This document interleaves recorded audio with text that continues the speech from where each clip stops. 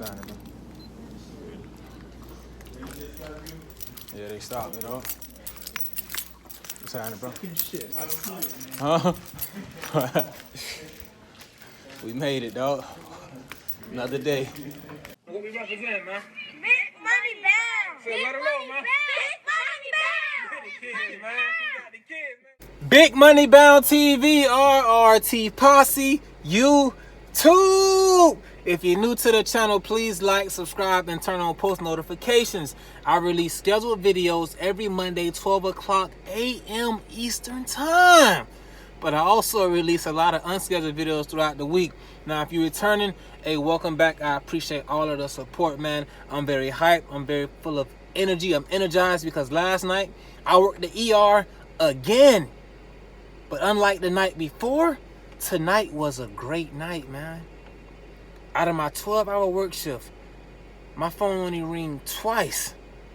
One of those was for an aerosol breathing treatment, and one of those was for the start event. And to start the event, they called me at 6:25. I leave at 6:30. So that's just a nice and easy vent setup, documentation, charge for the vent, and you go on about your business. But why you ain't do an ABG, Randy?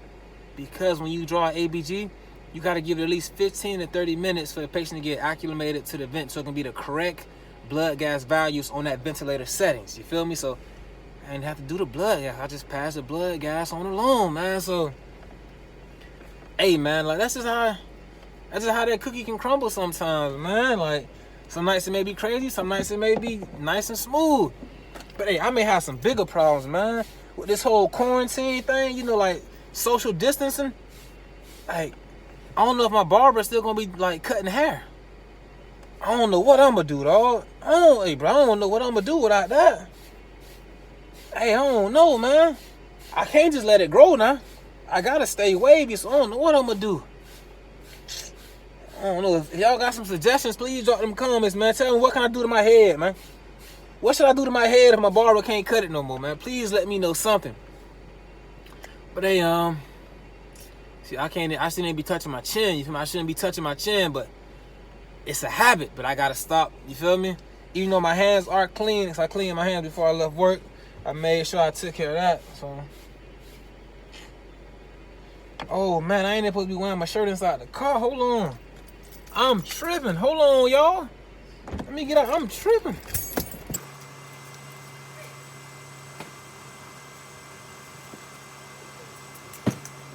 All right, I'm back, man. I'm wilding out, man. So, okay, for example, my sleeves was just touching my middle console. Okay, now my elbow is touching that. Okay, cool. So if there's something on my console, there is now something on my elbow. So what I gotta do is proceed with caution. So when I get in the house, I make sure nothing in my house touches my elbows. I go all the way upstairs to the shower and I shower down just to be safe, man. Safe. And that's what we gotta realize. Let's say, I know a lot of people don't want to like, oh, I don't want to touch the door handle, I don't want to pull it open, so I'll use like the my elbow or the inside of my arm to open that. But no, that's not really a good idea, because let's say you got on long sleeves like me. You're not gonna wash your long sleeves while you have it on, but you can wash your hands. So grab that door with your hands. All the germs on your hands now. That's perfect. I'm finna just go and wash those away. You feel me? You can try so hard not to do something, not to run into a problem or a virus, that you mess around and just bump right into it. You trying to be so cautious. So just, man, move how you would normally move, bro, and be safe. That's it. So that's what I'm gonna do when I get home, man.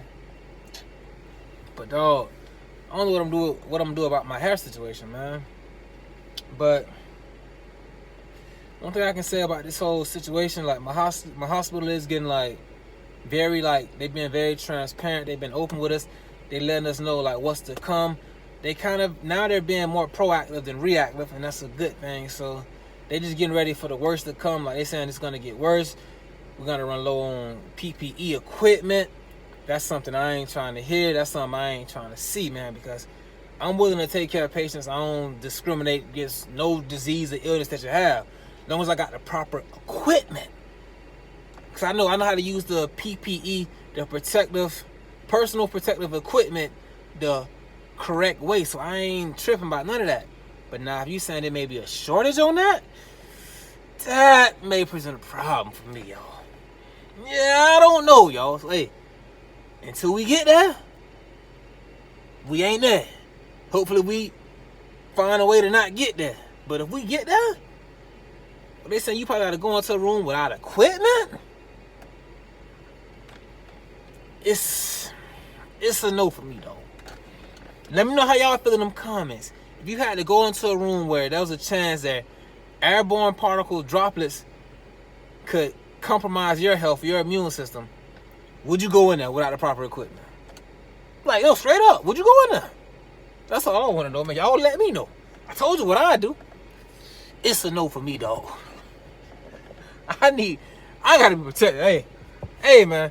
Now you give me a mask or something, I ain't tripping. Okay, cool. You talking about going in there naked? Not butt naked. Can't do naked, dog. At least give me some speedos, not naked. I gotta find out what's up with my barber, man. I gotta find out what's up with my barber, dog. Do I need to go buy me a pair of clippers and like YouTube? Can I cut my hair? Can I cut my own hair? Hey, man. Can I go in and cut my own hair? So, yeah, bro. It ain't really too much to talk about with the work shift. Like, bro, they worked me so much yesterday or the night before that this day here, it kind of like balanced it out. Because what I did the night before was enough for 3 nights.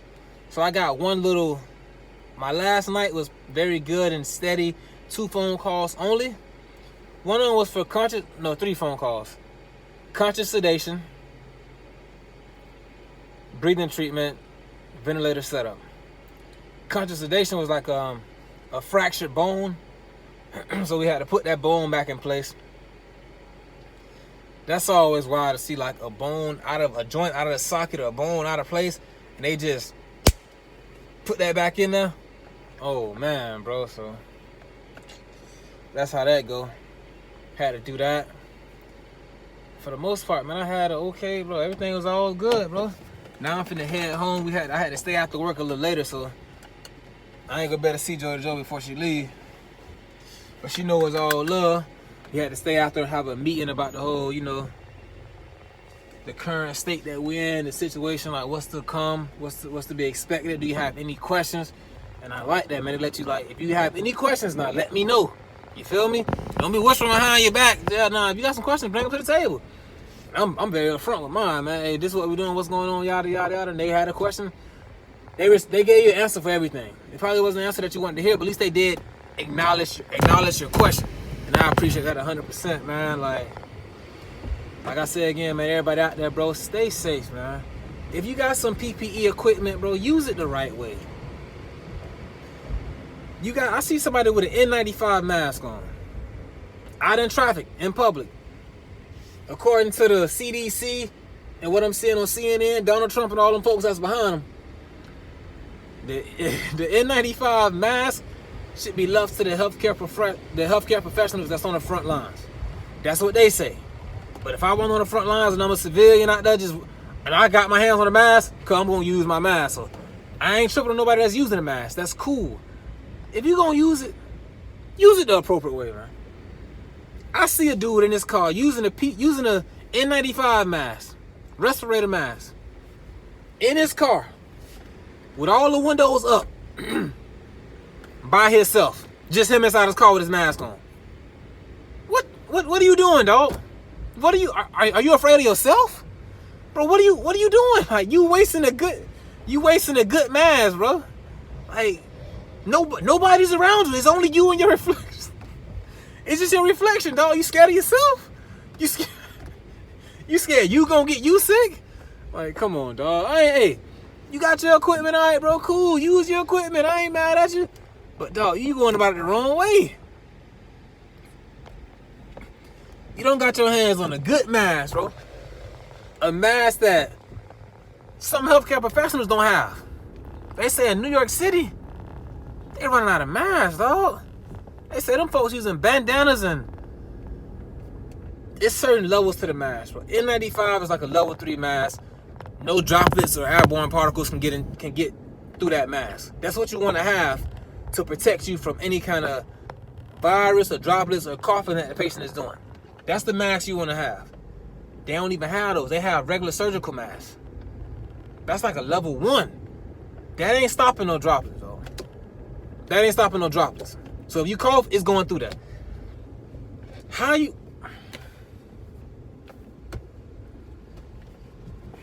Hey, man, y'all stay prayed up, dog. God real, man. Big Money Bound TV. I'll check back in with y'all tomorrow, dog. So how do I go? How you expect... I got on a mask, but it's not really the appropriate mask I need to protect myself.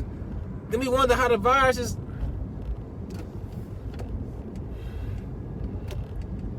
Unprecedented times, man. Because, like, as a healthcare professional, like, you know this.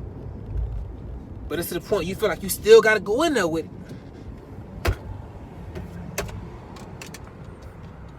Our Father who art in heaven, hallowed be thy name. Thy kingdom come, thy will be done on earth as it is in heaven. Give us this day our daily bread, forgive us our debts, so we forgive our debtors. Lead us not into temptation, but deliver us from evil. I'm talking too fast, so man, y'all stay prayed up, y'all say prayers, bro. Y'all be easy, man. Foes up, forever ambitious, dog. They got me on the front line, hoping I get to see them sometime. You feel me?